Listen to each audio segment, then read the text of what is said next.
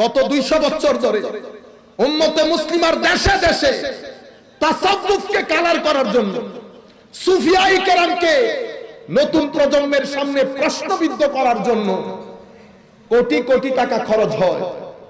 একটা নতুন ডায়ালগ তৈরি করা হয় প্ল্যান মোতাবেক। মাজার পূজা, মাজার পূজা, এটার পেছনে একটা হিস্টোরিক্যাল ব্যাকগ্রাউন্ড আছে। এটার জন্য আমরাও দায়ী। মাজারাতের জিয়ারতের জন্য আমার নবীর দেওয়া সুন্নতে রাসূল আছে, নাই? বলেন, জোরে বলেন, সুন্নতে রাসূল নাই? আমার নবীর দেওয়া সুন্নত অনুযায়ী আমরা জিয়ারত করব।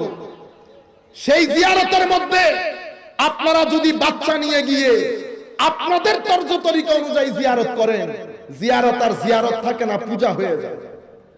তাদের ভাষ্য মতে প্রত্যেক জায়গার মধ্যে ইফরাত এবং তাফরিদ। আমরা কি করেছি? ফরজকে তুলে মুস্তাহাবের কাতারে দাঁড় করিয়েছি, মুস্তাহাবকে ফরজের কাতারে দাঁড় করিয়েছি। আরেকজন এসে তাফরিদ করেছে। কি করেছে? তাফরিদ। ইফরাতের মাধ্যমে দ্বীনের ভিতরে গুলু এবং বেদাত ঢুকেছে। আরেক দল মাজার জিয়ারতকেই অস্বীকার করে দিয়েছে। কি বললো? মাজার পূজা। এরা করেছে তাফরিদ। এদের মাধ্যমে উগ্রতা ঢুকেছে, বেয়াদবি ঢুকেছে। তাইলে কয়টা হলো? ইফরাত মুখস্থ করে ফেলে। ইফরাত মানে গ্লাসে পানি আর 1 লিটার আপনি ঢেলে দিলেন 1.5 লিটার, গ্লাসে পানি থাকবে, বাকিগুলা পড়ে যাবে। এটাকে ইফরাত বলে। আপনি এটার মাধ্যমে দ্বীনে গুলু এবং বেদাত ঢুকে যায়। আপনি যেহেতু বেশি ঢেলে দিয়েছেন। আর এক তাফরিদ, এরা কি করেছে? 1 লিটারের মধ্যে 1/2 লিটার দিয়েছে, 1/2 লিটার ফাঁকা। এটাকে বলে তাফরিদ। এটার মাধ্যমে দ্বীনে উগ্রতা ঢুকে, মারামারি কাটাকাটি ঢুকে, তাসাদ্দুদ ঢুকে, বেদাত ঢুকে, বেয়াদবি ঢুকে। আমাদেরকে কোথায় থাকতে বলেছে? আমাদেরকে বলেছে উম্মাতাও ওয়াসাতা, ইতিদাল।